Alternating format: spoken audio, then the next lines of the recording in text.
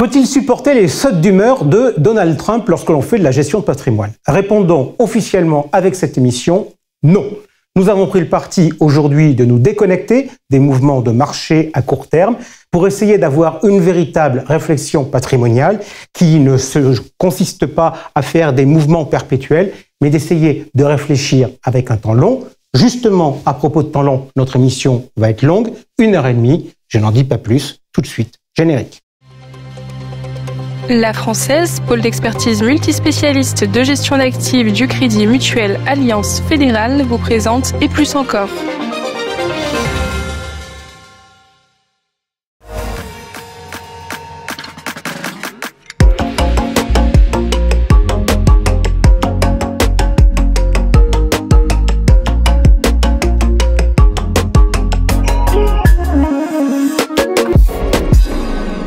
Émission à connotation très patrimoniale aujourd'hui. Pour autant, on commencera par parler économie et marché avec le point éco de Florent Vabon, économiste chez Ecofi. Dans cette émission, on parlera aussi beaucoup assurance vie. Aux alentours de 18h15, on accueillera Jérôme Lamarque, directeur commercial de Suravenir, qui est un homme dans l'actu. On parlera avec lui des résultats de Suravenir et de la dynamique actuelle de l'assurance vie. Puis on parlera également de l'assurance vie environ, on va dire, 1 heure plus tard. Je pense qu'on va faire une émission relativement longue aujourd'hui. Ce sera aux alentours, je pense, de 19h15, 19h20 avec Olivier Dagenac dans Solutions Patrimoine. Le sujet, ce sera la clause bénéficiaire où Olivier Dagenac, responsable de l'ingénierie patrimoniale et financière de Vie+, nous parlera notamment de ses recommandations sur la clause bénéficiaire après le récent revirement de jurisprudence de la Cour de cassation. Notre débat sera consacré à l'univers du non-coté. Avec nous, Avidan Geisman de Apax by 72, Erwan Pogam d'Ardian, Stanislas Cuny d'Amundi Private Fund et Luc Marwanda d'Euraseo. L'idée, c'est de faire le point avec eux sur leur structure, sur les tendances actuelles du non-coté, qu'il s'agisse du private equity, de la dette privée ou du secondaire, et de voir aujourd'hui les produits qu'ils ont en stock. Ce sera, allez, on va dire peu ou prou, je pense aux alentours de 18h25, 18h30, et on passera environ 3 quarts d'heure avec eux. Avec nous également lors de cette émission, à l'affiche, Julien Serraki, le président de la CNCGP. On terminera cette émission avec lui. Ce sera l'occasion de parler de la fin de son 2e mandat, puisqu'il va quitter la présidence de la CNCGP, de l'Assemblée générale qui se tiendra le 12 mai, où aura lieu également le Midsommar. Ce sera donc aux alentours de 19h25 à 19h30. Dans une petite demi-heure, enfin, nous aurons Georges Delataille pour le journal décalé. Voilà, vous savez tout. On a donc l'occasion de passer maintenant un moment pour rentrer dans le détail des sujets. Le point éco avec Florent Vabon, économiste chez Ecofi. Économiste, mais on ne va pas parler que d'économie, on va parler marché. Alors, très sincèrement, Florent, ma question n'est pas inspirée par les propos du patron de JP Morgan, mais je voulais aujourd'hui qu'on parle des taux longs, notamment parce qu'aux États-Unis, les taux longs restent à un niveau qui est excessivement élevé. Pourquoi ? Il y a une multitude d'arguments pour expliquer cela, mais le premier d'entre eux, c'est évidemment la politique économique de Donald Trump, une espèce de défiance qui s'est emparée du marché, des marchés obligataires. Une défiance pour quelle raison ? D'une part, parce que la politique de Donald Trump est assez erratique, c'est le peu de le dire, et puis d'autre part, parce qu'il y a une problématique budgétaire derrière tout cela. Problématique budgétaire parce que, et vous avez eu la dégradation de la note il y a quelque temps par Moody's, Ça a eu un impact ou pas ? Non, c'est totalement anecdotique, mais c'est symptomatique d'une situation. La situation, quelle est-elle ? C'est que la trajectoire du déficit aux États-Unis est jugée d'une certaine manière non soutenable. Et il n'y a aucune volonté de la part de l'administration Trump d'inverser la tendance, malgré ce qu'ils disent. Ils sont dans une forme d'histoire alternative, de déni de la réalité. Ils sont convaincus qu'ils vont pouvoir ramener le déficit à 3%. Il est aujourd'hui plus du double que leurs objectifs. Et donc, vous avez aujourd'hui une défiance de la part des investisseurs internationaux vis-à-vis de la dette américaine. Et assez naturellement, pour pouvoir se prémunir d'un risque budgétaire plus prononcé, on demande des taux d'intérêt plus élevés, et donc les taux d'intérêt augmentent. Alors là-dessus, il y a une question d'offre, il y a une question de demande. Donc vous dites la demande diminue. Ça se voit dans les adjudications ? C'est un petit peu plus compliqué. c'est un petit peu plus compliqué aux États-Unis et dans d'autres parties du monde aussi. C'est-à-dire qu'effectivement, aujourd'hui, vous avez un environnement où le caractère même de valeur refuge de la dette américaine est questionné. Vous avez moins de demandes de la part des investisseurs internationaux. Vous avez aussi moins de demandes de la part des banques centrales, à la fois la Banque centrale américaine et les banques centrales du monde entier. Et de ce point de vue-là, comme dans tout marché, lorsqu'il y a un déséquilibre entre l'offre et la demande, eh bien, vous avez une augmentation des prix. Mais cette augmentation des prix-là, forcément, elle se traduit par des rendements exigés plus élevés de la part des investisseurs. Aujourd'hui, vous voyez les taux américains évoluer comment? Vous vous dites qu'ils peuvent baisser, vous vous dites qu'ils vont rester stables, ou vous vous dites qu'il y a un vrai risque de réelle tension? Alors déjà, on se dit qu'on n'a pas de boule de cristal, mais au-delà de ça, blague à part, effectivement, c'est difficile de dire jusqu'où ça peut augmenter, si ce n'est qu'effectivement, il y a des seuils un peu psychologiques pour les marchés, que les marchés viennent tester. On l'a vu ces dernières semaines, aux alentours de 4,8%, 5%. C'est à notre sens des seuils qui ne seront pas franchis, sauf si véritablement il y a une rupture dans la politique économique de Donald Trump qui est déjà assez erratique, je l'ai dit. Mais surtout, l'idée, c'est plutôt de se dire que ça ne va pas beaucoup baisser. C'est-à-dire que la détente obligataire américaine, à notre sens, va être assez limitée et qu'on va rester sur un plancher qui gravite aux alentours des niveaux actuels, c'est-à-dire aux alentours de 4,5. Et ça a une incidence majeure. Alors l'image n'est pas de moi, mais j'ai lu il y a quelque temps, et j'ai trouvé ça très vrai, qu'effectivement le taux américain, qui est considéré dans le monde entier comme étant le taux sans risque par excellence, c'est un peu comme le soleil, et toutes les classes d'actifs gravitent autour de ce soleil. Et donc forcément, si les taux d'intérêt américains augmentent, ça a des conséquences sur l'ensemble du monde. Marché obligataire comme les marchés actions. Je voudrais qu'on reste sur ce sujet des taux longs, mais qu'on quitte les États-Unis pour aller au Japon. On en parle très peu, en fait, dans les médias, de la situation japonaise. On en a souvent parlé tous les deux dans ce point éco. Qu'est-ce qu'il faut penser de la situation japonaise actuelle et des décisions de la banque japonaise? On en avait souvent parlé, on avait même pronostiqué un retour de l'inflation, des hausses de taux de la part de la Banque centrale japonaise, et c'est exactement ce qui s'est passé. Aujourd'hui, la situation, elle est la suivante. C'est-à-dire qu'on a une inflation qui continue d'augmenter au Japon, qui s'installe même de manière assez généralisée, par des hausses salariales, par des hausses de prix dans les services. On a véritablement, encore une fois, une révolution au niveau de l'inflation qui est en train de s'installer au Japon. Et donc forcément, ça a des conséquences sur la Banque centrale japonaise qui est dans cette idée que on en a fini avec les politiques monétaires non conventionnelles. Donc elle a déjà commencé par arrêter de contrôler la courbe des taux. On y reviendra sans doute après. Et surtout, donc contrôler la courbe des taux, on rappelle, c'était que la Banque du Japon avait donné des objectifs pour les taux courts et pour les taux longs. On nivelle les fluctuations des taux d'intérêt. Aujourd'hui, c'est terminé. Et donc de ce point de vue-là, ça ne veut pas dire qu'elle n'intervient plus. Mais en tout cas, il n'y a plus d'objectifs explicites de ce point de vue-là. Et surtout, elle a commencé à monter ses taux d'intérêt directeurs pour pouvoir s'approcher petit à petit de la neutralité et accompagner ce changement dans l'économie japonaise. Alors pourquoi? Là, c'est pour répondre à votre question. Là, on a juste contextualisé les choses.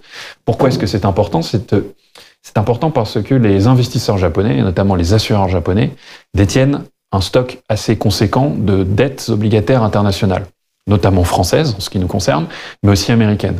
Et donc, si aujourd'hui vous avez un arbitrage qui devient un petit peu plus favorable pour les investisseurs japonais, c'est-à-dire si les taux augmentent sur le sol domestique, ils vont rapatrier les capitaux. Ils peuvent rapatrier une partie des capitaux. Alors, je modérerai le point, puisque pour l'instant, c'est encore des réflexions, j'imagine, de la part des assureurs japonais. On ne voit pas de mouvement très franc de ce point de vue-là.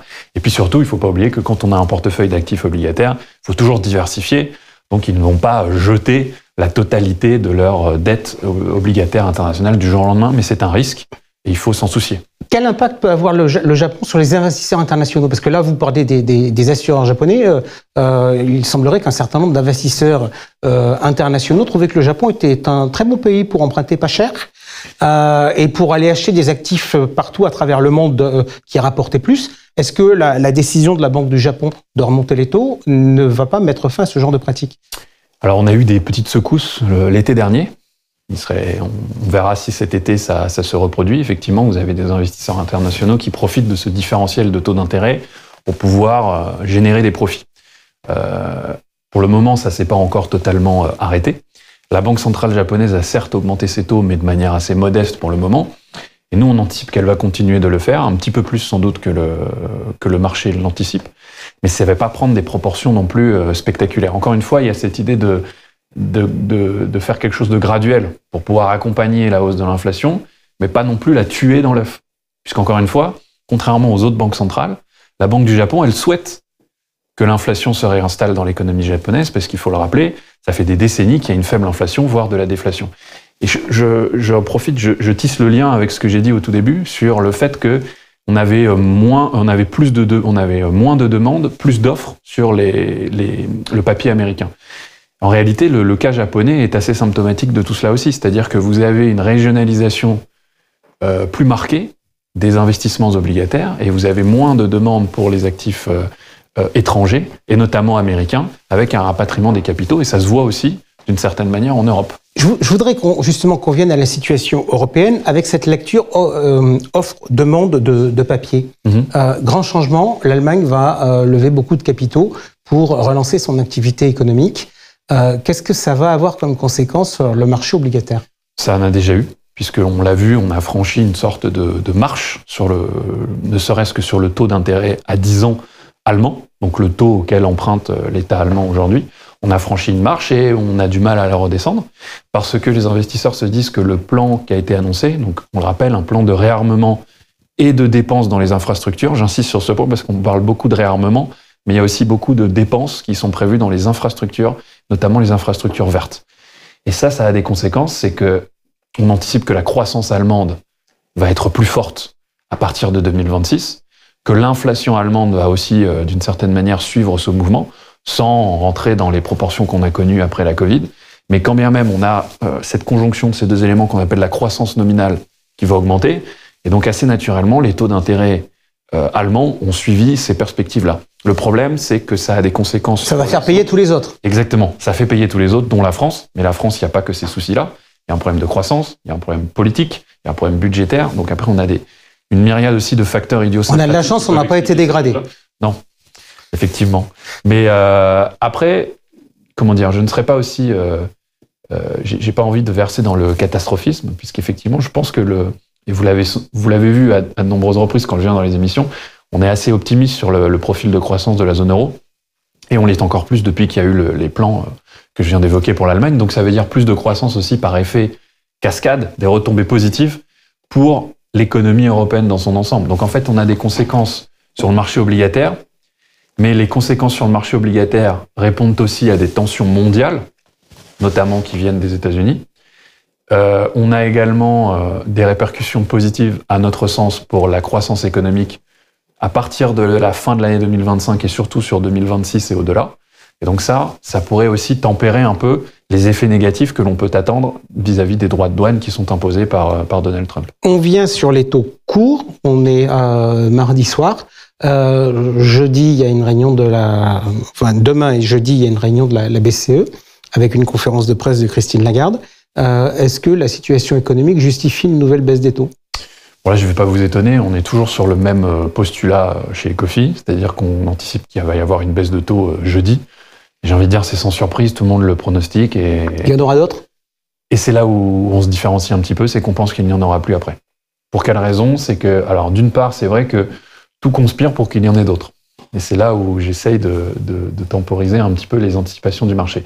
C'est-à-dire qu'effectivement, on a une inflation qui diminue, une croissance qui n'est pas très bien orientée, et donc on pourrait se dire la Banque Centrale Européenne va continuer de baisser ses taux pour stimuler l'économie et éviter qu'on tombe durablement en dessous des 2% de l'inflation. Sauf que c'est oublier tous les éléments qu'on vient d'évoquer, à savoir le bazooka budgétaire allemand, qui va venir soutenir la croissance sur 2026 et au-delà, et donc va venir aussi, par effet cascade, je l'ai dit, soutenir l'économie européenne, engendrer des pressions inflationnistes quelque peu par la demande. Et donc nous, on anticipe que d'ores et déjà, il serait dommage pour la Banque Centrale Européenne d'aller trop loin dans la stimulation, sachant qu'à notre sens, là on va être un petit peu technique, si le taux de facilité de dépôt est situé à 2%, on est déjà un tout petit peu en dessous de ce que nous, on envisage comme étant la neutralité. Ouais. Ce qui veut dire que... Alors, donc grosso modo, vous considérez que si on a 2, ça veut dire qu'on commence déjà à être dans une politique d'être pas mal. Accommodant. On est pas mal. Imaginons qu'on puisse encore y en avoir une autre, si jamais ils aient envie d'en faire une autre, mais il n'y en aura pas beaucoup plus. Ok, je fais quoi en termes d'investissement, en termes d'allocation? Je comprends qu'il y a quand même des inquiétudes sur les taux longs. Alors c'est là où c'est intéressant, c'est-à-dire que le mouvement qu'on a observé sur les taux américains ne s'est pas forcément traduit par des mouvements de même ampleur sur les autres marchés internationaux. Alors le Royaume-Uni, je le mets à part, parce que c'est pas tout à fait la zone euro. Et en plus de ça, il y a des problématiques un peu spécifiques. Mais si vous regardez les taux de la zone euro, ça a plutôt baissé, voire ça s'est stabilisé, tandis que les États-Unis ont augmenté. Donc déjà, on a une forme de déconnexion et de possibilité dans un portefeuille obligataire de générer des paris géographiques. Donc nous, on est plutôt sur la stabilité, je l'ai dit, aux États-Unis, voire même des risques un peu haussiers. En zone euro, là aussi, une forme de stabilité, voire peut-être légèrement baissier, mais ça veut dire encore une fois qu'on n'a pas des détentes obligataires massives. On a du rendement embarqué dans les produits obligataires. Donc on va plutôt aller sur les dettes d'entreprise. Les dettes d'entreprise bien notées parce que la situation économique à court terme n'est pas tip-top, on va le dire. Et s'agissant des actifs risqués, en l'occurrence des actions, ici, on l'a dit depuis le début de l'année, on était favorable aux actifs européens. Ça a plutôt bien fonctionné, vis-à-vis des actifs américains notamment. Aujourd'hui, on est plutôt dans une forme de prudence à l'approche du second semestre, en se disant que ça va se traduire sur un peu plus, même si l'essentiel des révisions a été passé, sur un peu plus de révisions sur les bénéfices des entreprises européennes. Il y a un peu de risque aussi sur les actions américaines. Donc, grosso modo, on se dit que le potentiel de performance sur les actifs risqués, en l'occurrence les actions, est un peu plus limité sur la seconde partie de l'année, en comparaison de la première, où, encore une fois, c'était très favorable pour les actifs européens. Florent Wabon, merci d'être venu nous parler de faire ce point complet, notamment sur les taux d'intérêt à long terme. On continue tout de suite en parlant assurance vie. L'homme dans l'actu, c'est Jérôme Lamarque, directeur commercial de Suravenir. Jérôme, une première sur ce plateau. Je voudrais, si vous le voulez bien, qu'on retourne, une petite année en arrière, puisque vous avez été embauché il y a 8 mois comme directeur commercial de Suravenir en remplacement de Philippe Jean-Jean, parti à la retraite. Quand François-Régis Bernicot vous a embauché, il vous a donné quoi comme feuille de route ? La feuille de route, c'est de poursuivre l'excellent travail qui a été mené jusqu'à là. C'est vrai que j'ai la chance d'arriver dans une maison qui connaît une excellente dynamique commerciale. Donc l'idée, c'est de continuer, avec quand même une petite nuance. On est prudent, on est un assureur quand même. Donc c'est à la fois continuer sur ce qui marche bien, et continuer à bien traiter et à bien accompagner les distributeurs, qui nous font confiance depuis longtemps, mais à la fois diversifier les sources de distribution. Donc on a des petites choses qu'on va pouvoir annoncer d'ici la fin de l'année. On est en train de signer avec des nouveaux acteurs. Et voilà, dans le feuille de mission, c'est peut-être pareil, mais plus. Ok. Alors, Suravenir, donc assureur vie individuel qui fait de l'épargne retraite et de l'assurance vie. Je voudrais, avant qu'on rentre dans le détail de vos chiffres, qu'on regarde les tendances de marché. France Assureur a publié des chiffres pour le mois d'avril qui sont très bons. Comment vous expliquez le rebond actuel de l'assurance vie en France ? Je pense qu'il y a deux choses. La première chose, c'est effectivement que le taux d'épargne des Français est extraordinairement haut. On voit effectivement qu'on a une bonne dynamique, vous venez de le dire Jean-François, sur toute la place, Suravenir. Je crois qu'on surperforme un petit peu. Si je vois les chiffres de la place et si je vois notre dynamique de collecte, on est un tout petit peu au-dessus du marché. Donc ça, effectivement, ça nous fait plaisir parce qu'on gagne des parts de marché. Et puis je pose l'autre chose qui, peut-être spécifiquement sur l'assurance vie, nous fait que ça marche bien en 2025, c'est que la courbe des taux s'est repentifiée un peu plus normalement. Et effectivement, il y a peut-être un décalage entre des produits de court terme, du livret qui s'est peut-être décalé sur l'assurance vie, d'autant plus que on fait tous des efforts pour séduire le chaland. Vous avez vu, il y a des offres de bonus. Donc effectivement, je pense que ça met un peu la lumière sur nos produits en ce moment. Alors, vous me dites, on surperforme en ce début d'année 2025. De mémoire, François-Régis Bernicot, la dernière fois qu'il était venu en plateau, nous avait dit que l'an dernier, grosso modo, la progression de Suravenir était en ligne avec le marché. Suravenir, c'est en fait 3 marchés différents. C'est les réseaux d'Arkea, la banque, c'est la distribution à travers Internet et c'est la distribution à travers les conseillers en gestion de patrimoine et Vie+. En ce début d'année, quel est le secteur qui est le plus dynamique ? Si vous me permettez, Jean-François, on va peut-être rappeler que l'année dernière, effectivement, Suravenir a fait une année totalement exceptionnelle. On a fini l'année 2024 à plus 17%, 5,4 milliards de collectes, un record absolu. En ce début d'année, on est toujours sur une très bonne tendance. On est globalement sur l'ensemble de Suravenir, sur tous les marchés que vous avez cités. On a une progression de 15%, ce qui est encore une fois, extrêmement fort par rapport au marché et extrêmement fort par rapport à ce qu'on a fait l'année dernière. Et peut-être ce qui est le plus surprenant, en tout cas la très bonne surprise de ce début d'année, c'est nos grands comptes Internet qui enregistrent une progression qui est supérieure à 50%. Vraiment une vraie dynamique Internet qui est extrêmement forte. Comment vous l'expliquez? J'ai vu un communiqué de presse en disant d'Iomoni qui disait qu'ils avaient franchi la barre du milliard. Comment, quand vous discutez avec vos partenaires Internet, qu'est-ce qui vous remonte pour justifier cette dynamique?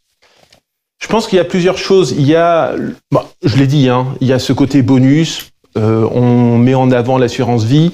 Nos distributeurs Internet jouent le jeu et ils font beaucoup de communication sur leur site et je pense que ça attire le client, si vous me permettez l'expression. Puis un autre élément, ce sont des marques dont on parle de plus en plus. Vous avez cité Iomoni, mais je peux citer Lynxia, je peux citer Meilleur Taux. Enfin, il y a quelques marques, voilà, qui sont connues et qui émergent. Et d'ailleurs, quand il y a eu un peu de mouvement sur les marchés avec notre ami Trump qui a créé de la volatilité, on a Paris Finance aux 20h et qui on a interviewé? Ces gens-là. Et sans trahir de secret, mais en préparant l'émission, j'ai appelé un de nos grands clients Internet et il me disait, mais figure-toi que cette année, un nouveau client sur 3 est parrainé. Donc il y a vraiment ce côté boule de neige. Peut-être que les gens n'osaient pas aller sur Internet. Et maintenant que les marques sont installées, il y a le bouche à oreille qui fonctionne, leurs clients qui sont contents, qui en parlent à leurs amis. On voit, si vous voyez la dynamique de collecte de ces acteurs, c'est quand même très, très impressionnant. Alors, le 20h a encore de l'effet. Je voudrais maintenant qu'on passe, si vous le voulez bien, à la partie CGP, donc à la partie Vie+. Comment se comporte Vie+ en ce début d'année? Déjà, je vais rappeler que Vie+, c'est le premier marché de Suravenir. Donc Vie+, qui est la marque de Suravenir qui s'adresse au CGP, c'est 50% de la collecte. C'était vrai en 2024. On est sur les mêmes tendances depuis le début de l'année. Donc pour nous, c'est vraiment un marché clé.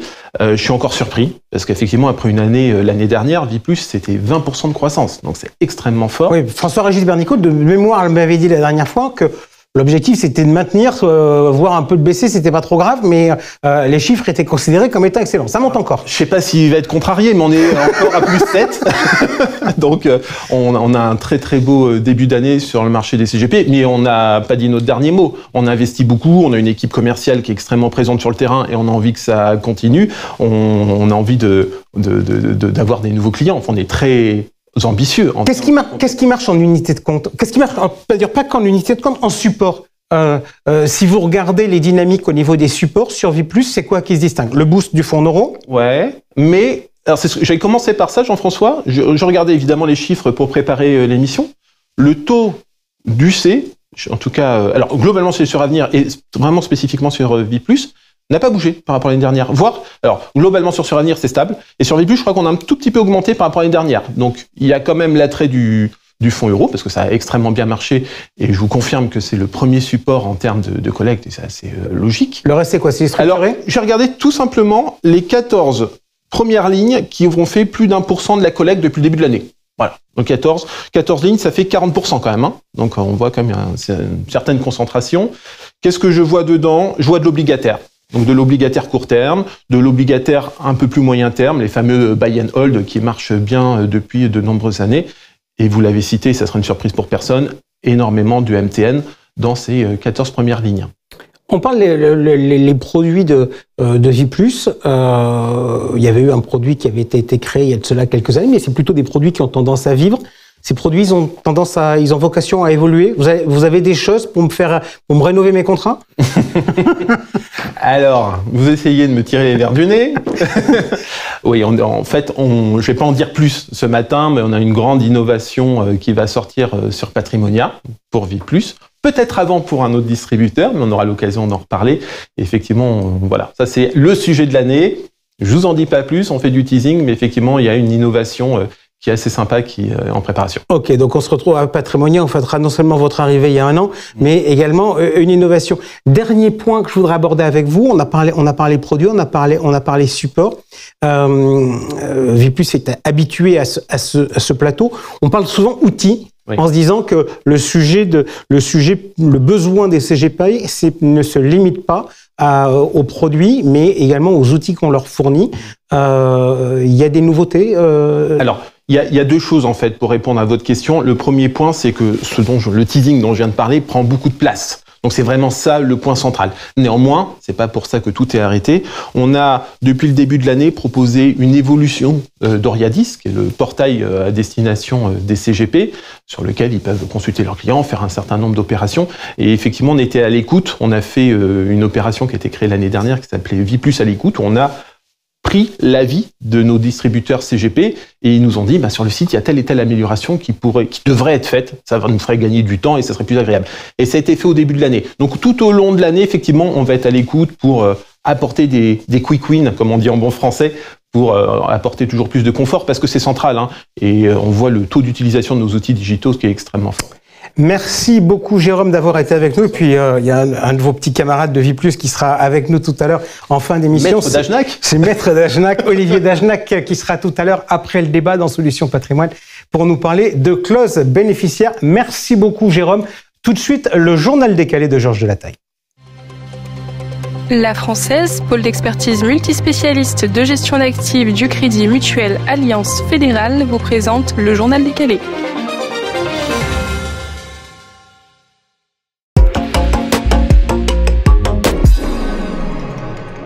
En 2021, on a eu une loi pour structurer la représentativité des associations professionnelles. Elle impose à chacun un nombre minimum d'adhérents et la CPR a décidé de retirer son agrément à 2 associations professionnelles de courtiers en assurance. Pourquoi ? Parce qu'ils n'étaient pas assez représentatifs. Très concrètement, ils vont perdre leur agrément en juillet 2025, dans les prochains jours, parce qu'ils n'avaient pas un minimum de 10% des acteurs de leur marché ou 5% pour des associations qui sont déjà reconnues pour une autre activité ou pour les CIF. Concrètement, on parle de qui ? On parle d'abord de la compagnie IAS, donc qui est membre de la compagnie de la fédération de la compagnie des CGP. Elle n'a pas atteint, elle, le seuil dérogatoire des 5%.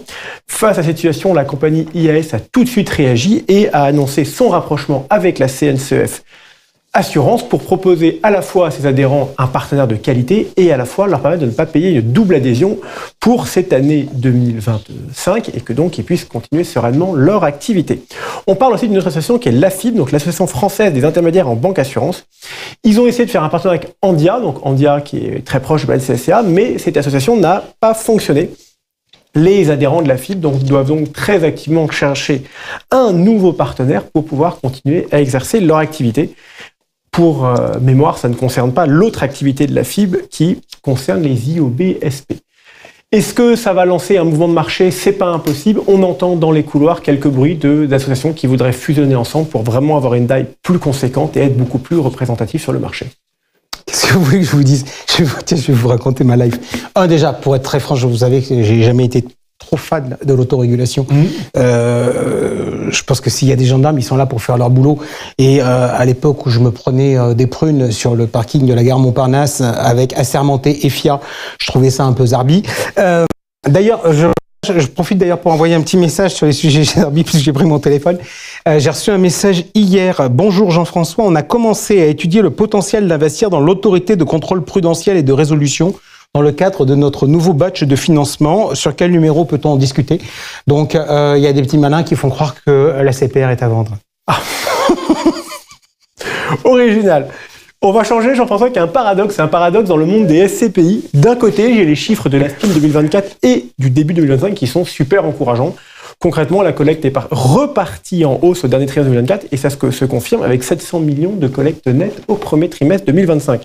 Si on regarde un peu plus en détail, la collecte est en grande partie captée par les SCPI diversifiés et le taux de distribution moyen des SCPI a même légèrement augmenté en 2024, autour de 4,72% par rapport à 2023. Cependant, il ne faut pas oublier que ce chiffre est un peu trompeur parce qu'il est en particulier dû à ces tristes et fameuses baisses de parts. On pourrait se dire c'est cool, tout va bien, ça repart, c'est génial.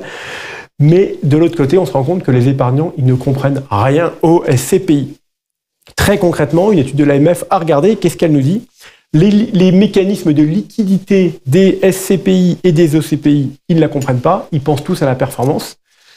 Ils identifient aussi très mal les risques liés bien sûr à la liquidité, mais aussi aux facteurs économiques, aux facteurs géopolitiques, et ils perçoivent l'immobilier comme un placement intrinsèquement sûr. On a vu que malheureusement, entre autres avec la hausse des taux, ce n'était pas le cas. Et enfin, il y a une très très forte méconnaissance des risques réels du crowdfunding immobilier. Idem, ils se disent c'est de l'immobilier, c'est de la pierre, tout est beau, tout est rose, alors que souvent, il y a un risque de perte totale de son capital. Ouais, c'est toujours l'éternel problème, c'est quand il y a des crises qu'on voit les problèmes de pédagogie. Et message aux distributeurs, mais également message aux épargnants. Comprendre les produits, c'est quand même un sujet majeur pour éviter les désillusions.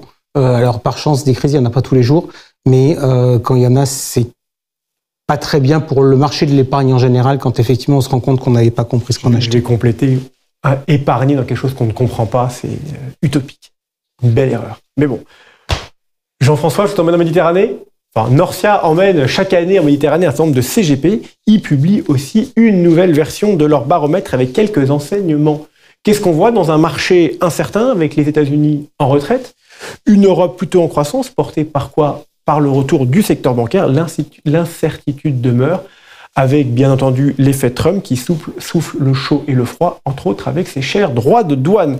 Très concrètement, en assurance vie, les unités de compte redeviennent majoritaires dans la collecte, portées par les produits structurés, notamment ceux sur les indices à taux garanti. En revanche, il y a encore une présence très faible des supports en immobilier. Dans les comptes titres, qu'est-ce qu'on a? La tendance est plutôt assez équivalente avec une décollecte sur les fonds monétaires. Les CGP cherchent d'autres opportunités pour les placements de trésorerie.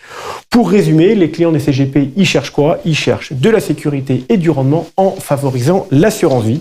Ils restent aussi très demandeurs de produits structurés et dans les actions, ils regardent surtout quelle zone, ils regardent l'Europe avec une vision plutôt à long terme. Eh bien, Georges, il y a un sujet dont vous n'avez pas parlé, c'est le non-coté. Ça tombe bien, c'est le thème de notre débat. Allez, c'est l'heure de notre débat. On parle aujourd'hui non-coté avec nos invités. Stanislas Cuny, qui est directeur du Private Equity chez Amundi Private Equity Fund. Avec nous également Avidan Guessman, directeur distribution et partenariat chez Apax by 72. Bonjour. Un nouveau sur le plateau, Erwan Pogam, responsable Private Wealth Solutions chez Ardian. Et puis, un habitué du plateau, il est partenaire chez Euraseo, Luc Marwanda. Merci à tous les quatre d'être avec nous. Je le disais, il y a des nouveaux sur le plateau, donc on va commencer, si vous le voulez bien, par faire une petite rencontre. Je vais commencer avec vous, Avidan. Apax, moi qui ai un certain âge, je connais. Apax by 72, un peu moins. Vous pouvez m'en dire plus? Bien sûr. Bien. 72, c'est le nom de la société de gestion aujourd'hui. On a changé de nom il y a 2 ans, de par notre croissance à l'international et notamment l'ouverture d'un bureau à Munich il y a un peu plus d'1 an. Et on a voulu garder quand même ce label Apax by 72 pour être un label qui sera dédié en fait à nos clients privés et à nos intermédiaires financiers, à nos distributeurs, nos partenaires. Et dans ce label-là, en fait, on aura une offre qui est bien précise et dédiée à ses clients et à ses distributeurs. On a une équipe de 4 personnes, dont je suis le représentant. Et enfin, on a des outils. Donc, on a structuré des outils qui sont adaptés à ces clients-là, avec des reporting, des plaquettes. Apax, ça s'y refait l'histoire? Ça date de combien de temps, ça? 72. Ouais. 1972, création d'Apax Partners. Et évidemment, 72, c'est juste la traduction de 1972. Donc, okay. 52 ans. Et un métier, votre métier, c'est le private equity Absolument. Nous, on est un pure player du LBO majoritaire européen. Donc, on ne fait absolument que du LBO majoritaire en Europe. Des PME françaises et des ETI européennes. Stanislas Cuny, je me tourne vers vous. Amundi, je connais. Dans l'univers de la gestion d'actifs traditionnels, il y a aussi des activités dans l'univers du non-coté. Amundi Private Equity Fund, ça représente quoi dans l'ensemble? Donc Amundi, donc l'activité Private Equity d'Amundi, l'activité Private Equity direct d'Amundi, ça représente 1,5 milliard d'euros d'AUM à peu près. Notre métier, c'est d'investir en direct dans des ETI en croissance qui sont tirés par des grandes tendances, des méga tendances. Voilà, on lance des fonds régulièrement pour nos clients institutionnels qu'on décline après pour nos clients particuliers. Alors ça, c'est private equity, mais dans l'ensemble de ce qui s'appelait à une certaine époque para-actifs réels, il y a également d'autres entités qui font du s'appelle non-coté. ARA, oui, on gère à peu près 60 milliards d'euros en non-coté. On a une partie immobilière importante, une partie fonds de fonds qui fait une vingtaine de milliards d'euros, une partie dette privée qui fait une dizaine de milliards d'euros, et de l'infrastructure pour 1 milliard d'euros à peu près. Ok, donc plusieurs entités qui couvrent le non-coté, et vous êtes en charge du private equity de manière spécifique. Exactement. Luc Marvenda, Alors, Eurazeo. Eurazeo, une plateforme dédiée exclusivement au marché privé. On gère une quarantaine de milliards d'euros aujourd'hui, et grosse activité aussi bien en private equity qu'en dette privée, et également un petit peu en infrastructure. Et une approche systématique en fait de co-investissement parallèle entre des fonds dédiés aux wealth, aux clients privés, et nos clients institutionnels. Aujourd'hui, la partie client privé représente environ 5 milliards d'euros. Parfait. Erwan Pogam, je me tourne vers vous. Ardian. Ardian, pour moi, ça résonne avec un nom, Dominique Sénéquier. Ah oui, Dominique, c'est notre présidente. C'est elle qui a créé la société il y a 29 ans aujourd'hui. Aujourd'hui, on a un groupe de 180 milliards. Dans à peu près 20 pays, donc on est vraiment très global. On a une activité qui est assez diversifiée puisqu'on on est leader mondial dans ce qui est secondaire, infra et PE. On est aussi un des leaders mondiaux dans l'infrastructure classique, directe. On est totalement incontournable dans le private equity, ça fait 29 ans qu'on fait ça. Dans la dette privée, dans l'immobilier, donc beaucoup d'activités différentes avec un peu plus de 1000 employés qui détiennent 70% du capital, donc très entrepreneurial aussi. L'avenir de la maison avec Dominique qui prend un peu de distance. Distance, je sais pas, qui prend de la hauteur. J'ai envie de dire, c'est plus que de la distance. Avec un management qui s'est structuré, avec un General Management Committee, comme on dit, de 4 personnes qui dirigent la société aux côtés de Dominique, donc d'une manière très active, tous les 5. Parfait. Je rebondis sur ce que vient de dire Erwan, qui vient de parler d'approche globale. On va maintenant rentrer dans le détail du marché français, de regarder ses tendances. Comment vous le trouvez, le marché français, par rapport à ses concurrents européens? Vous trouvez qu'on est mature, qu'on est en retard, Luc Marvenda? Je trouve qu'en France, on est probablement un des plus avancés en termes de connaissance de sa classe d'actifs dans les pays européens. Je ne parle pas de l'Angleterre, je parle de l'Europe continentale. La France est un grand... D'abord, la France est probablement le plus gros marché pour le private equity en Europe continentale. Donc, il y a un flux de dossiers très important. Donc, ça veut dire qu'il y a tout un écosystème d'investisseurs, d'entrepreneurs. Donc, tout ça, ça se diffuse dans la population. Et à côté de ça, l'outil de l'assurance vie a quand même été un facteur majeur de développement pour rendre la classe d'actifs accessible au public général. Donc je pense qu'il y a quand même une bonne connaissance. Erwan Pogam, votre sentiment, vous qui êtes global, vous trouvez qu'effectivement le marché français est plutôt en avance? Moi, j'aime dire qu'en dehors des États-Unis, c'est le marché le plus avancé, en tous les cas, de mon expérience. Tout simplement parce qu'aujourd'hui, si vous regardez la création de richesse en France, elle vient beaucoup du private equity. Donc on a à la fois des investisseurs qui sont intéressés par le private equity, mais qui connaissent les mécanismes du private equity, parce qu'eux-mêmes ont créé leur fortune par le biais du private equity d'une manière directe, indirecte ou lointaine. Avidan, question. J'ai entendu les mots. Ceux qui regardent, qui n'écoutent pas le podcast, mais qui regardent l'écran, voient que dans le coin, il y a marqué l'univers non coté. Je suis très sensible à l'utilisation des mots, et notamment pour des raisons pédagogiques. J'entends parler de private equity, y compris sur des choses qui ne sont pas forcément de l'equity. Vous, les mots que vous avez envie d'utiliser, que vous utilisez, c'est quoi chez vous? Alors nous, on parle de private equity puisqu'on fait que du private equity, mais en effet, c'est un peu galvaudé au niveau des investisseurs, en tout cas moins avertis. Il faut faire attention, en fait, il faudrait parler de non-coté. Et dans le non-coté, on finance 3 types d'actifs, des sociétés, des entreprises, de l'immobilier et des infrastructures. Donc ça, c'est vraiment les 3 grands types d'actifs qu'on va financer. Et les sociétés, on peut les financer par du capital ou par de la dette? Comme l'immobilier et comme les infrastructures. Donc finalement, il y a 2 types de financement. Finalement, il y a le financement en capital, et là, on parlera de private equity. Et on a le financement en dette, et là, on parlera de private debt. Nous, on aime bien parler de private equity comme le capital investissement, c'est-à-dire l'investissement en capital dans les entreprises non cotées, très simplement. Sinon, on parle d'actifs réels ou d'actifs privés. Mais c'est effectivement, faut pas trop mélanger private equity. L'immobilier, c'est pas du private equity. Ok, Erwan? Non, moi je pense que je rejoins ce que disent mes camarades. On appelle ça plutôt actifs privés en général, private assets. sans vraiment, voilà, quand on a des discussions spécifiques sur l'un ou l'autre, on est plus précis, mais.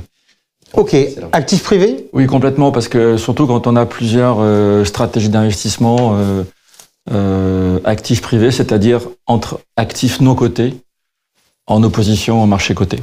Bien, allez, on regarde tout de suite, si vous le voulez bien maintenant, les tendances.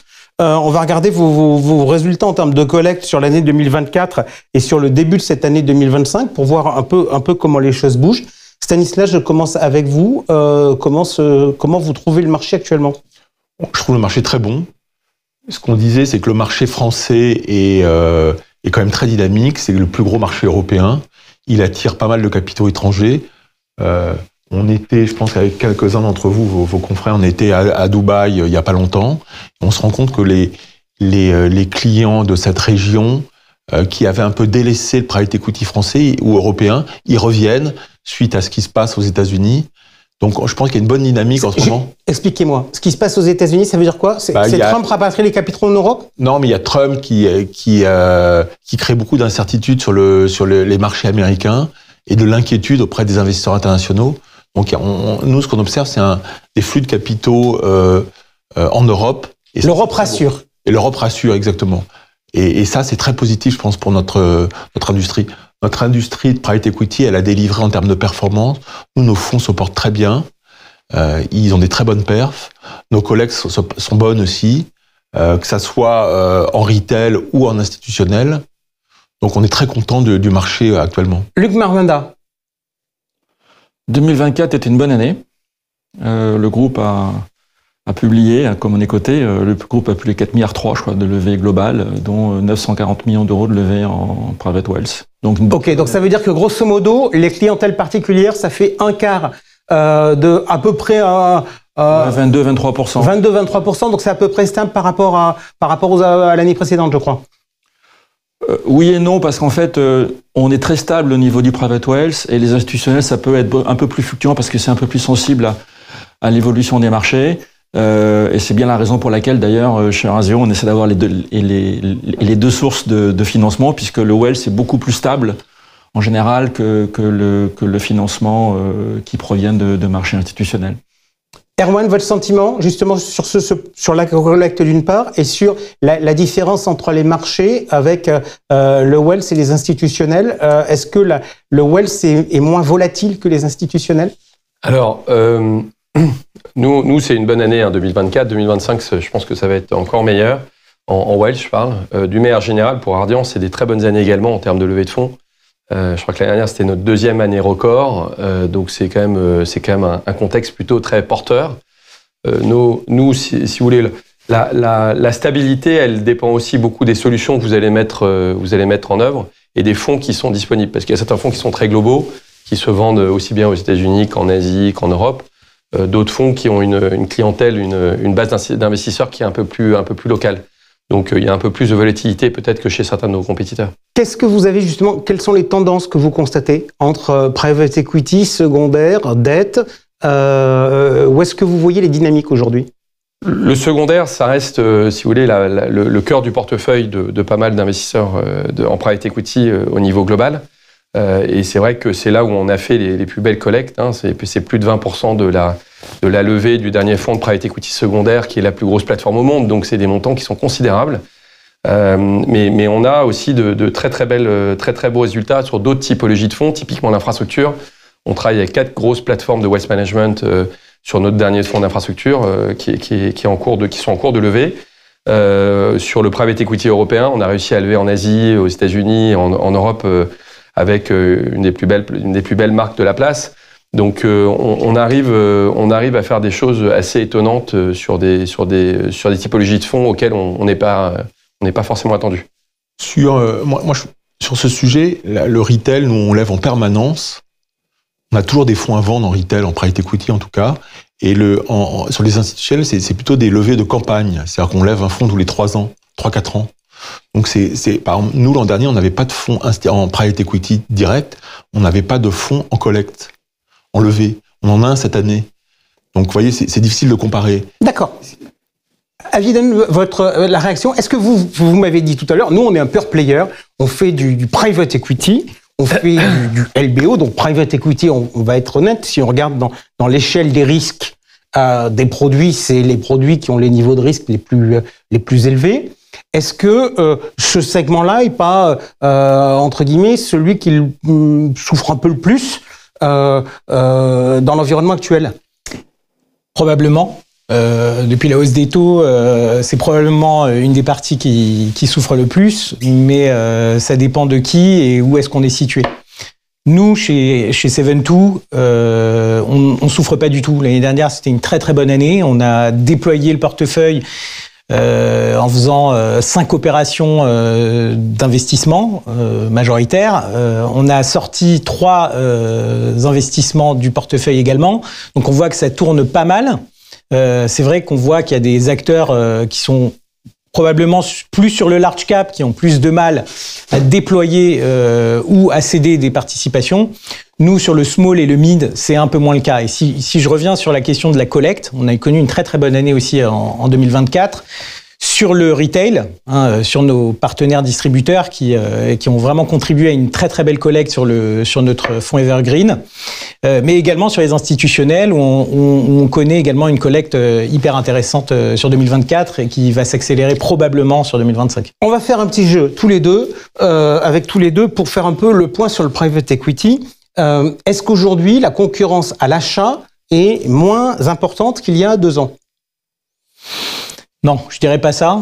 Il y a toujours une grande concurrence. Il faut être très sélectif de notre côté. Et ensuite, on se retrouve face à des très beaux acteurs. Donc non, il me semble pas. La concurrence n'a pas franchement changé depuis 2-3 ans. Est-ce que les prix ont baissé? Parce que quand je regarde l'indice Argos, il doit être à 9,5. Donc l'indice Argos, je rappelle, c'est un indice qui est publié tous les trimestres et qui mesure, c'est des moyennes, mais la valorisation des titres par rapport à l'EBITDA. On est à 9,5, donc on a été plus haut. Est-ce qu'on achète moins cher? Alors on achète moins cher effectivement en ce moment, un peu moins cher. C'est pour ça que c'est un bon moment pour rentrer dans les fonds de private equity. Je pense qu'on est revenu à des niveaux de valorisation très raisonnable et c'est une bonne fenêtre d'entrée dans le PE. On paye des prix très raisonnables dans des entreprises qui sont en très forte croissance. Si je peux compléter, on a connu en 2021-2022 un petit stress de marché. Des levées qui prennent plus de temps, moins de liquidités chez les institutionnels par la hausse des taux. C'est beaucoup lié à cette hausse de taux. L'indice Argos, donc l'indice des prix en général, qui a connu une petite baisse qui est pas si significative que ça, parce que le pic était en 2020 et aujourd'hui on se retrouve à des niveaux de 2019. Donc l'indice Argos a pas tant baissé que ça. Mais ce qui est intéressant de regarder, c'est que souvent, après ces petites périodes de stress ou ces mini-crises, mais je vais pas parler de crise parce que c'est pas du tout le cas, c'est les meilleurs millésimes en fait qui sont enlevés parce qu'il y a des opportunités, les prix ont baissé, il y a beaucoup d'acheteurs sur le marché et donc c'est très intéressant, c'est un beau point d'entrée en tout cas sur les millésimes actuels. Je continue sur le parti private equity. On vient de parler de l'achat, je voudrais qu'on parle de la sortie. Vous avez fait quoi comme sortie l'an dernier, enfin ces derniers temps? Et moi ce qui m'intéresse, c'est à qui vous avez vendu? Écoutez, on a 2 sorties. On a une sortie qui vient d'être réalisée, qu'on a vendue à un industriel suédois, très belle société qui s'appelait HMY. On est en train de vendre une société dans le domaine de la défense à des acheteurs américains. Voilà, donc on a un retour. Nous, on a observé un retour des acheteurs industriels qui vont chercher des actifs stratégiques. Voilà, on a aussi quelques sorties vers des fonds d'investissement, mais qui ont un tout petit peu diminué pour nous, mais c'est très, je suis pas sûr qu'on soit à reflet du marché. Aviden, vos sorties, vous les avez faites auprès de qui? Alors, on a fait une première sortie en début d'année dernière auprès de PSG Equity, à ne pas confondre avec le club de foot. C'est un très gros fonds américain qui est spécialisé dans les logiciels. On a fait une deuxième sortie, je vais citer le nom parce que tout le monde le connaît, c'est Crystal. Qu'on a vu dans la presse, qu'on a fait auprès de Goldman Sachs Alternative Investment. Donc nous on vend à des plus gros fonds et à 40% on vend des industriels aussi également. On est d'accord, pour l'instant il n'y a plus de sortie en bourse. C'est industriel ou fonds. Alors ça m'amène vers vous, Erwan. On va parler du secondaire. Comment expliquer le déploiement et le développement et l'engouement qu'il y a aujourd'hui pour le secondaire dans le private equity?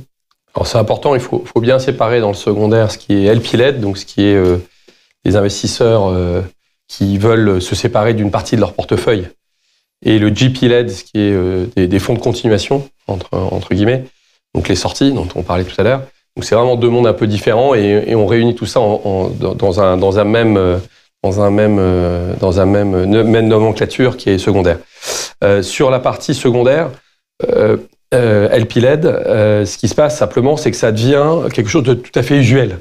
Pour les très gros investisseurs institutionnels en private equity, le fait d'utiliser le secondaire pour créer de la liquidité, pour faire tourner leur portefeuille, ça devient tout à fait classique. Donc c'est vraiment C'est la conséquence du fait qu'il n'y a plus de débouchés sur les marchés publics, c'est-à-dire sur la bourse? Alors, effectivement, je dirais pas que c'est la conséquence du fait qu'il n'y ait plus de débouchés, en l'occurrence sur la partie LP-led. C'est plus la conséquence du fait qu'il y a effectivement un peu moins de distribution, qui veulent continuer à investir dans les portefeuilles, dans les nouveaux fonds, dans les nouveaux millésimes qui arrivent sur le marché. C'est la conséquence aussi que y a des sujets de ratio, ils peuvent pas avoir trop de private equity dans leur portefeuille, donc ils sont obligés de rééquilibrer. Donc ça c'est la rançon du succès entre guillemets, c'est que vu que la performance du private equity a été très forte dans les dernières années, de temps en temps ça veut dire que certains investisseurs ont un peu trop de private equity, donc ils sont contents de trouver des moyens de créer de la liquidité sur ces portefeuilles. Donc ça devient quelque chose de tout à fait classique. Le secondaire il y a 20 ans c'était un peu du distress, c'est-à-dire c'était des acteurs qui avaient des problèmes de liquidité et qui voulaient vendre à tout prix pour créer du cash. Aujourd'hui, c'est vraiment de la gestion de portefeuille. Luc Maruenda, je rebondis sur le mot distress. Quand on achète en secondaire, on achète avec des fortes décotes? Non. Aujourd'hui, nous, le secondaire, on le fait exclusivement sur du mid-market buyout en Europe. Et aujourd'hui, on observe des décotes qui sont 10%, donc elles sont faibles, parce que les actifs sont de qualité, comme le dit Erwan. Nous, on fait ça depuis très longtemps. On fait ça depuis, alors pas au même niveau, mais depuis 2003. Et en fait, ce qu'il faut se dire, c'est que globalement, vous avez à peu près entre 2 et 4% annuellement. Maintenant, peut-être plus 4 et un peu plus % de ce qui a été élevé quelques années plus tôt, qui va aller sur le marché secondaire de manière naturelle pour des raisons de gouvernance, réglementaire, de sophistication des investisseurs parce qu'ils veulent un peu plus de TRI.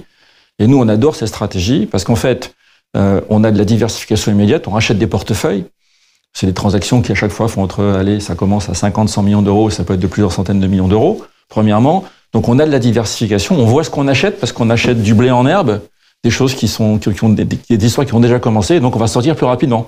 Donc on a des cycles d'investissement plus courts, et ça permet d'avoir un couple rendement-risque qui est le meilleur en private equity de toute la classe d'actifs. Erwan, je reviens vers vous en rebondissant sur ce que vient de dire Luc. Est-ce que c'est le témoignage, je veux dire, si je reviens sur ce qu'on disait tout à l'heure avec Avidan sur le niveau de risque du private equity pur, est-ce que l'engouement pour le secondaire est le reflet d'une volonté de la part des investisseurs d'avoir moins de risques et d'y passer moins de temps?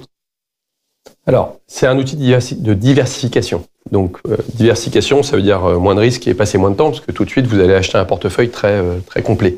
Ça, c'est vrai. Mais je dirais pas que c'est la seule raison pour laquelle les investisseurs aiment le secondaire. Il y a une raison très importante, c'est le fait que vous n'avez pas du tout à avoir la même courbe de performance. C'est-à-dire que dans du private equity, en général, quand vous investissez au départ, ça va partir dans le rouge. On appelle ça la courbe en J. Voilà, on en entend beaucoup parler sur ce plateau, j'imagine. Le secondaire n'a pas du tout cette vie-là. Comme disait Luc, c'est du blé en herbe. Donc l'avantage du blé en herbe, c'est qu'il a déjà commencé à croître. Donc vous avez tout de suite une performance qui va être générée en plus du discount. Donc je pense que il y a effectivement la diversification. Il y a effectivement la courbe en J qui est très important. La capacité que le portefeuille va avoir de générer du cash assez rapidement. Il y a pas mal de raisons qui poussent les investisseurs à aller dans le secondaire en dehors du fait que ça diversifie le risque, effectivement. Oui, Stanislas. Sur le secondaire, moi je trouve que c'est génial parce que ça amène de la liquidité au marché.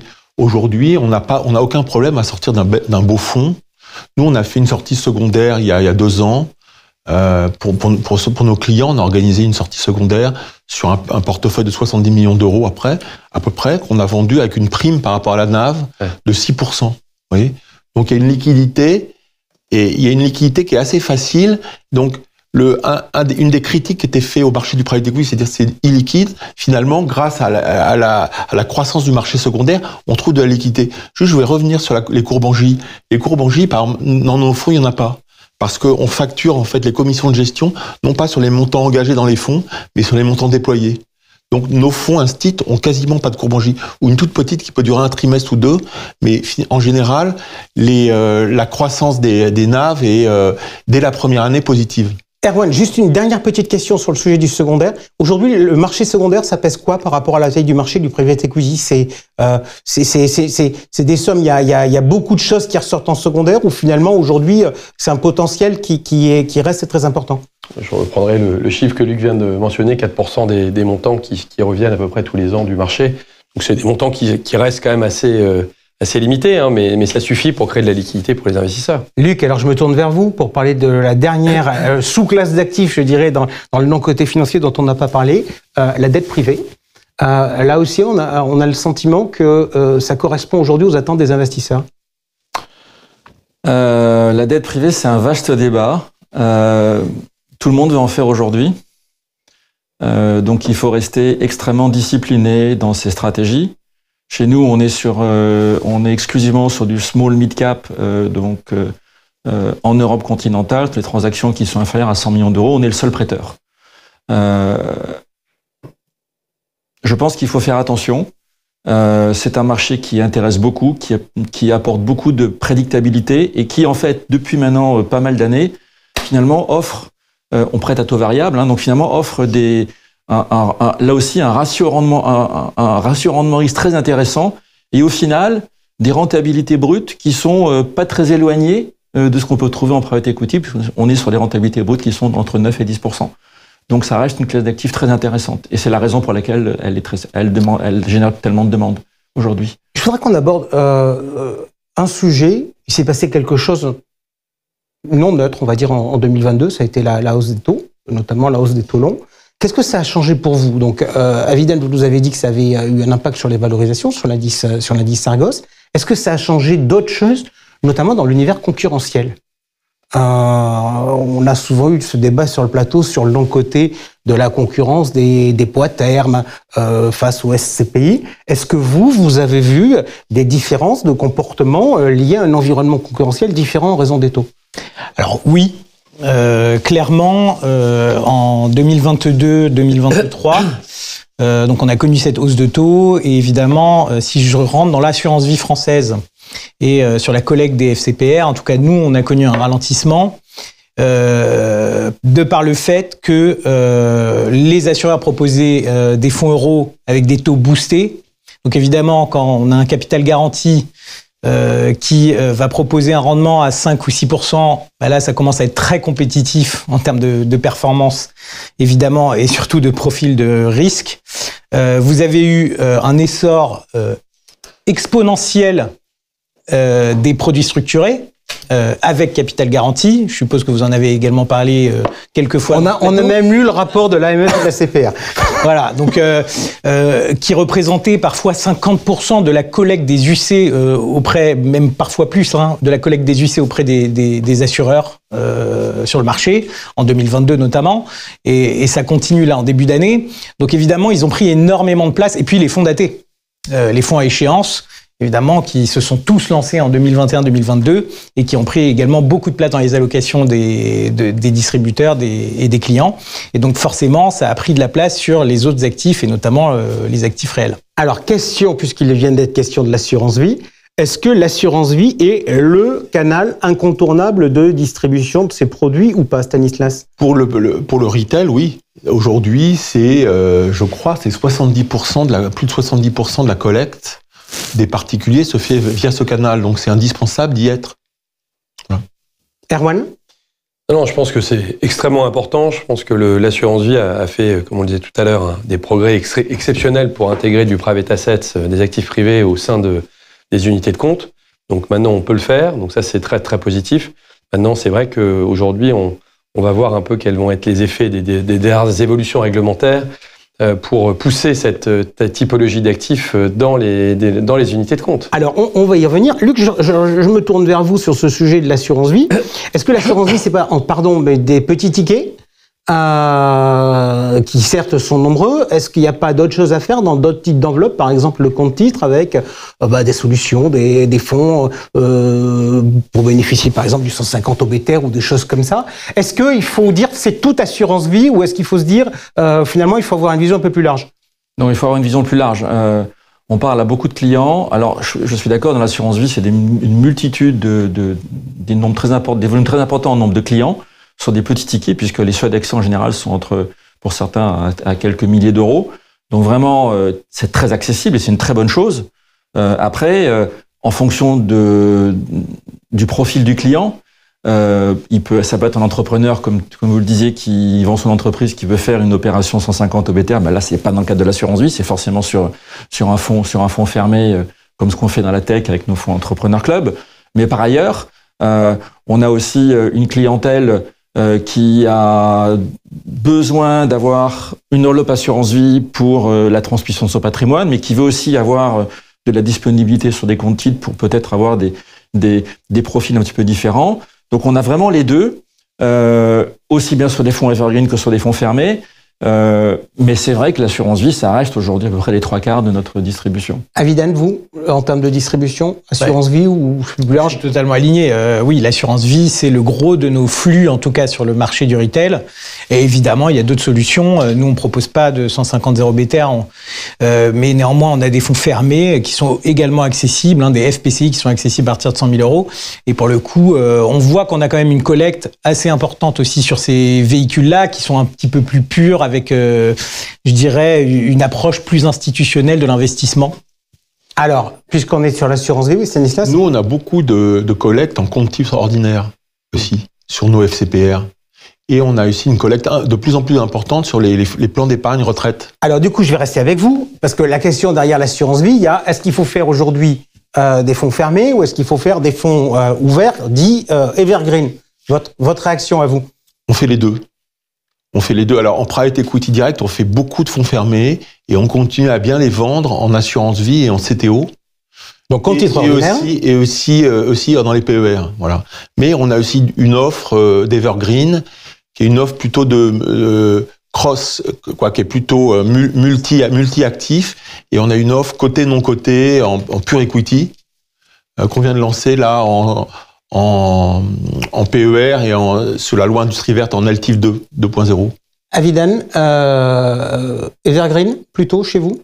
Oui, Evergreen, c'est vraiment celui qui collecte le plus sur notre marché du retail. Evergreen parce que simplicité d'accès, c'est beaucoup plus accessible, c'est plus simple à appréhender pour un client privé. On parle de valeur liquidative à l'entrée, de valeur liquidative au rachat, donc beaucoup plus simple dans un terme de dynamique. Mais évidemment, on donne toujours la possibilité à des investisseurs privés également de rentrer dans des fonds qui ont cette dynamique un peu à l'ancienne, je dirais institutionnelle, avec des engagements et des appels et des distributions. Mais c'est une dynamique qui est différente et une approche de l'investissement qui est différente. Erwan, vous évoquiez tout à l'heure l'évolution de la réglementation. Est-ce que la loi Industrie Verte crée une dynamique aujourd'hui sur le marché?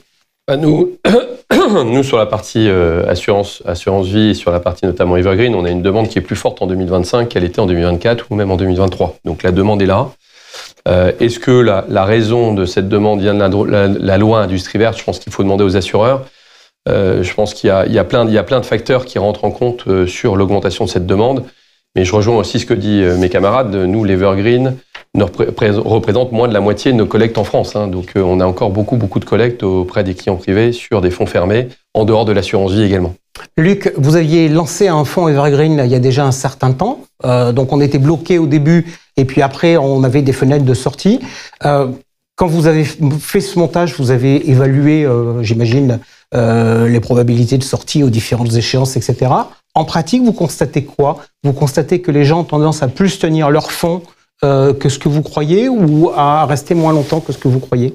Alors maintenant, on a 7 ans de recul sur ce fonds, qui est devenu un petit peu le produit phare de place en France, puisqu'on a à peu près passé la barre des 3 milliards. Ça a été publié tout récemment. Et le fonds est semi-liquide depuis septembre 2022. Donc on a passé maintenant sur des fenêtres trimestrielles. Donc on a maintenant une douzaine de fenêtres de liquidité. Et les demandes moyennes, elles sont toujours inférieures à 1%. Ça varie entre 0,3 et 0,6%, avec quelquefois un pic un peu plus d'1%, parce qu'un assureur décide un petit peu de revendre ses parts. Mais ça reste complètement dans l'épure de ce que prévoit le règlement. Après, on verra. Mais en tous les cas, quand on fait un fonds evergreen, il faut absolument offrir de la prédictabilité et ne pas avoir d'accident. Si je reviens sur les fonds fermés, l'intérêt d'avoir des fonds fermés, c'est sur des stratégies beaucoup plus pures, donc évidemment un peu plus risquées, sur lesquelles on a peut-être une clientèle un peu plus sophistiquée.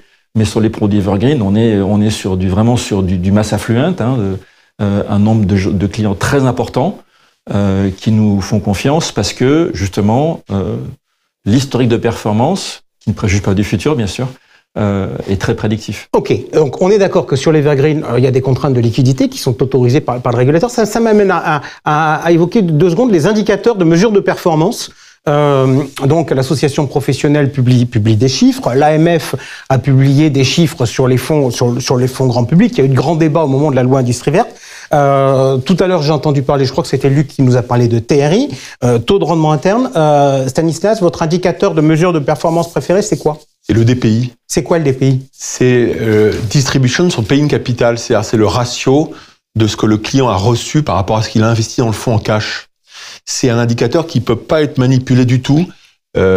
Comprendre que les TRI peuvent être manipulés par des equity bridge finance, des systèmes qui permettent en fait d'endetter les fonds en retardant les collectes. Le DPI, c'est vraiment l'indicateur le plus pur, le plus comparable entre 2 sociétés de gestion. Et en plus, on est très content de ça parce qu'on est très bon en DPI, en fait. On a quasiment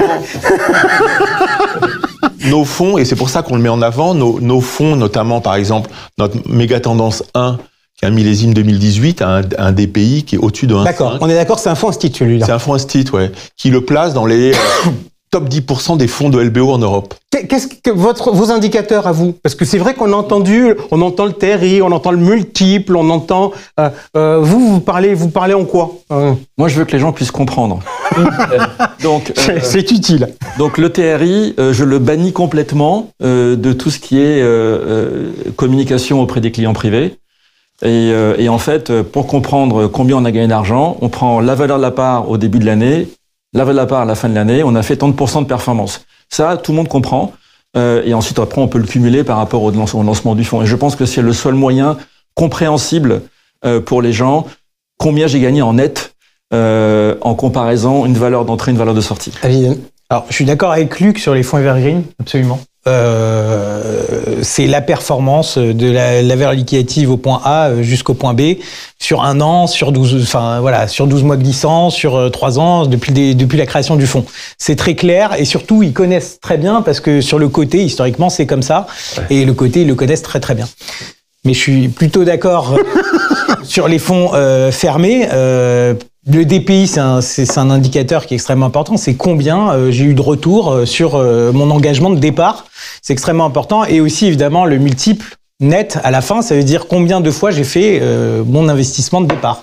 Ce qui compte, c'est effectivement le multiple à la fin, mais la limite de la NAV, l'évolution de la NAV, c'est qu'il y a les valorisations qui sont très arbitraires. C'est-à-dire que les valorisations des entreprises non cotées sont assez arbitraires. Donc, il y a une partie de la performance qui s'appuie sur des valorisations qui sont faites par le gérant. Est-ce qu'on peut quand même en conclure que faut quand même partir du principe qu'en non coté, le résultat, on le connaît qu'à la fin? Le résultat, pour moi, c'est le DPI. Moi, je séparerais beaucoup la partie evergreen et la partie fonds fermés, parce que c'est vrai que c'est pas du tout les mêmes mécanismes de valorisation.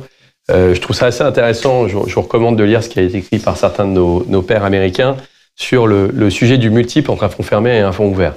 Alors, ça joue un peu en faveur du fonds fermé, parce que c'est vrai que le fonds fermé, 100% des montants engagés sont investis dès le premier jour. Donc, même si vous avez un TRI qui est un peu plus faible ou une valorisation annuelle qui est un peu plus faible que sur un fonds fermé, sur un fonds ouvert, vous allez avoir la capacité de recyclage des distributions et donc une création de performance qui va être assez importante. Donc, je pense que sur les fonds fermés, les clients, ils aiment bien comparer. Donc, je pense qu'avoir une valorisation NAV début d'année, fin d'année, last 12 months, 12 mois, 18 mois, 24 mois, c'est important parce que ça leur permet de comparer. Je pense que sur les fonds fermés, le DPI, c'est vraiment clé parce que ça permet de bien comprendre d'une manière claire comment ça se passe. Le multiple sur les fonds ouverts, c'est aussi très utile parce que ça permet de bien expliquer le mécanisme d'un fonds ouvert et le fonctionnement et la valeur d'un fonds ouvert, notamment dans le recyclage. Ok. Je rappelle juste une chose, c'est que sur les fonds ouverts, quand un fonds est semi-liquide, la valorisation qui est exprimée est la valorisation sur laquelle les gens sortent. Exactement. Et les assureurs aussi acceptent que ces valorisations sont sincères. Donc c'est quand même très important dans tous ces mécanismes. C'est une science qui est quand même bien raffinée. Ok, donc comme en tout cas, là on vient de se livrer à une analyse de marché, un exercice pédagogique pour nos camarades distributeurs, etc. Moi je retiens déjà des choses relativement simples. C'est qu'il vaut mieux parler de non-cotés ou d'actifs privés parce qu'on a on a des produits de nature différente. Avidan nous a dit tout à l'heure qu'il y avait vous pouvait y avoir dans le non-coté de l'immobilier, de l'entreprise ou de l'infrastructure, que chacun des trucs pouvait être financé soit en equity, soit en dette. Je comprends maintenant, au vu des échanges que l'on vient d'avoir, qu'il ne faut pas que je pense exactement de la même façon si j'ai un fonds fermé ou si j'ai un fonds ouvert. Donc tout ça, j'ai ma grille de lecture qui est plutôt bonne. Alors maintenant, si vous voulez bien, on va passer aux produits, parce que moi, j'ai des clients et j'ai des préconisations à leur faire en fonction de leur situation, en fonction de leurs besoins.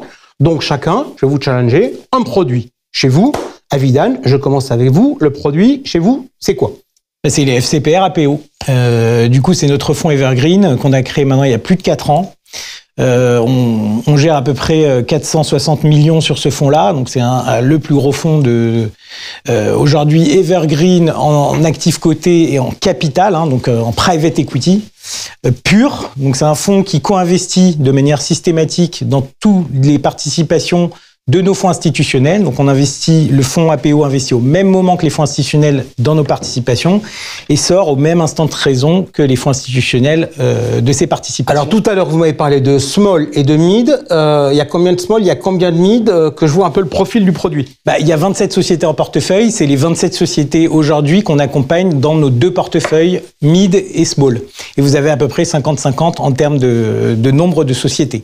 Alors évidemment, le poids du mid est plus lourd, puisque comme on co-investit exactement le même pourcentage dans le mid ou dans le small, les deals les mid sont plus gros que les deals small. Donc c'est à peu près 80% de mid et 20% de small en termes de poids. Dans quel secteur vous investissez ? Dans 2 secteurs, et ça c'est historique chez Apax, enfin chez Seven2, la tech, avec 8 sous-segments très définis, et nos associés des équipes d'investissement sont spécialisés dans un ou 2 sous-segments, et les services B2B, et également dans 8 sous-segments. Je vous pose la question que j'ai posée tout à l'heure à Luc sur la partie Evergreen. Grosso modo, vous constatez que les gens ont tendance à rester plus longtemps que ce que vous pensiez ou pas ? Pour le moment, on n'a pas eu de rachat. Donc sur 4 ans et demi, ça fait 4 ans et demi où on a eu que des flux positifs. Et vous aviez bloqué les rachats au début ou pas ? On les a bloqués pendant 1 an. Et en fait, on les a débloqués au bout d'1 an. De par le fait qu'on avait suffisamment de cash pour continuer à investir ou pour répondre à des besoins de liquidité. D'accord. Stanislas, je me tourne vers vous. Qu'est-ce que vous avez pour moi ? Nous, on a des fonds qui investissent dans les ETI, donc entreprises de taille intermédiaire, qui bénéficient de méga-tendances. La technologie, l'environnement et la démographie.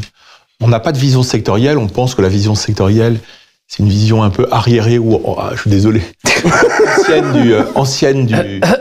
On pense que on investit dans des entreprises qui sont tirées par ces très grandes tendances, qui peuvent être dans n'importe quel secteur, qui sont des tendances très fortes, qui sont en train de bouleverser l'économie mondiale et qui permettent de nous faire des fonds qui sont finalement très peu corrélés aux soubresauts de l'économie, parce que ces tendances sont finalement pas corrélées. Est-ce que ces tendances-là, tout le monde en veut ? Est-ce que vous payez beaucoup plus cher que l'indice Argos ? Non, on paye le prix de l'indice Argos. On paye même souvent des multiples un peu inférieurs, mais on sait aussi payer des multiples supérieurs. D'abord, quand je dis ça augmente mon deal flow quand je dis que je paye cher. Les banquiers d'affaires m'envoient des deals, donc je suis ravi. mais on sait payer des entreprises assez chères parce qu'elles ont des très fortes croissances. Donc, quand vous achetez une entreprise qui a une croissance de 40% par an, eh bien, vous pouvez la payer un multiple supérieur à une entreprise qui a une croissance de 20. Donc, nous, on investit dans des entreprises en très forte croissance tirées par ces méga tendances, qui sont peu cycliques et qui nous permettent d'avoir des fonds qui sont peu corrélés et finalement qui sont assez prudents puisque on investit dans d'abord on déploie sur une vingtaine de lignes en général nos fonds, contrairement à nos concurrents qui sont plutôt sur 10 lignes. Donc ils sont très diversifiés et ils sont sur des entreprises qui sont qui ont des drivers de croissance très solides. Voilà. Ok, vous m'avez pas dit evergreen, pas evergreen? Alors on fait essentiellement du non evergreen, mais on vient de lancer 2 evergreen là, un qui s'appelle Prima, l'autre qui s'appelle CPR France Investissement, Amundi CPR France Investissement, qui font des stratégies une stratégie à la fois de plus différentes actifs privés pour Prima et pur capital avec CPR qui fait coté non coté en equity. Ok, donc c'est des solutions qui marchent aussi bien en assurance vie qu'en compte titre ordinaire. Oui, exactement. Luc Maruenda. Moi, je vais proposer de continuer à investir sur le fonds IPVE3. Pourquoi ? Ce bon vieux IPVE3. Alors, juste quand même, IPVE3, on va dire quand même ce que PVE, ce que ça... Eurazeo, Private Value Europe numéro 3. Il est mature, il est dans son rythme de croisière. Nous conservons toujours énormément de discipline à l'investissement et surtout, on adresse 2 énormes univers d'investissement qui sont la dette privée en Europe continentale pour 60% de l'allocation du fonds et pour 40% sur le marché secondaire, là aussi en Europe continentale, sur le secteur mid-cap. Ce fonds pourrait faire 5 milliards d'euros, il pourrait toujours continuer à investir de la même manière. Aujourd'hui, on a un portefeuille de 218 sociétés et on est diversifié, on n'est que 40% en France, 20% en Allemagne, dans tous les pays européens et multisecteur, donc et exclusivement dans ce qu'on appelle le monde du capital transmission, mid-market européen. Ok, son indicateur de risque a changé depuis le début, pourquoi ? Alors il a démarré en indicateur de risque 6 et depuis 1er janvier 2023, nous sommes en risque 3. Pourquoi ? Parce que nous avions un historique de performance de 4 ans avec des valeurs liquidatives hebdomadaires. Dans la nouvelle réglementation PRIPS, on est en risque 3 et maintenant ça fait 3 ans. Donc, si je résume, pour l'instant, j'en suis avec une proposition de fonds de private equity evergreen, une proposition de fonds de private equity fermé, une proposition, je dis quoi, hybride ? Hybride. Hybride, donc diversifié avec de la dette et des actions en evergreen. Erwan, je vais finir le bal avec vous. Je ne vais pas vous surprendre, on va aussi parler d'Evergreen. Je pense que ça reste quand même une typologie d'investissement qui plaît beaucoup en France. Donc c'est Ardian Access. Donc c'est ce qui différencie peut-être Ardian Access de mes camarades, c'est que c'est vraiment un fonds extrêmement global, avec à la fois du direct et du secondaire, et très diversifiant, puisque le secondaire représentant entre 30 et 40% de l'allocation, ça permet d'avoir une exposition très très large au private equity. Et global, ça veut dire également plus États-Unis, parce que les fonds dont on a parlé sont plutôt européens. 50-50. 50-50. Donc ça veut dire que le but c'est 50-50. Ok, donc ça veut dire que c'est le produit qui offre une diversification internationale, là où les autres, on est d'accord, vous êtes tous plutôt dans des investissements européens. Oui, puis l'autre élément, et je pense que ce qui est intéressant, c'est qu'il y a à la fois des investissements directs auprès d'Ardian, auprès des belles équipes de private equity Ardian qu'on connaît bien et qui sont actifs sur le marché européen depuis 29 ans maintenant. Mais on travaille aussi et on est en mesure d'investir aux côtés de tous les grands gérants internationaux. Et donc ça permet aussi de pouvoir voir des choses, voir des deals qui sont assez difficiles d'accès et qui sont des deals totalement institutionnels. De la même manière que mes camarades, cette solution investit aux côtés de nos fonds institutionnels avec exactement les mêmes conditions, dans les mêmes timings, avec les mêmes valorisations. Allez, dernière petite question, parce que je suis un journaliste curieux. Est-ce que vous avez des projets dans les cartons ? Donc Stanislas, vous nous avez annoncé qu'il y avait des nouveaux lancements qui avaient été faits. Vous avez d'autres projets dans les cartons ? On a des projets d'investissement très avancés. D'accord. Donc on peut pas parler. Ok, non, les projets d'investissement, je comprends pas. On a des projets en permanence. Avidan ? On a aussi des projets, on réfléchit à beaucoup de choses, notamment LTIF 2, sur le format LTIF 2, pour pouvoir déployer notre stratégie en Europe. Donc on rappelle à nos amis auditeurs qu'effectivement il y a cette nouvelle réglementation. LTIF 1 a été un échec colossal, et donc on a remis le métier sous l'ouvrage, et aujourd'hui on est en train d'inviter tout le monde à devenir LTIF 2. Voilà, donc pour déployer la distribution de façon européenne. Donc ça c'est le premier sujet, je dirais, dans notre boîte à réflexion. Et évidemment, on va probablement très rapidement lancer la levée de notre fonds 11, donc Mid-Market 11. D'accord. Voilà. Erwan ? On a parlé beaucoup de fonds ouverts. Là, on va bientôt lancer avec un agrégateur la distribution d'un fonds de semi-conducteurs auprès d'une clientèle privée de CGP en France dans les prochaines semaines. Voilà. Luc ? Et nous, comme on parle à des CGP, on a 2 produits qui arrivent là dans le mois de juin. Un feeder, donc pour la gestion de fortune à 100 000 € minimum sur notre fonds secondaire, justement, donc le fonds numéro 5, disponible dès maintenant. Et par ailleurs, nous lançons un fonds de co-investissement, donc pure private equity, en buy-out sur toute l'Europe avec une 20aine de gérants différents. Merci beaucoup à tous les 4 d'avoir été avec nous pour ce débat sur le non-coté. On a essayé d'être pédagogique, mais également d'être pratique avec des solutions produits. On continue tout de suite cette émission, c'est Solutions Patrimoine.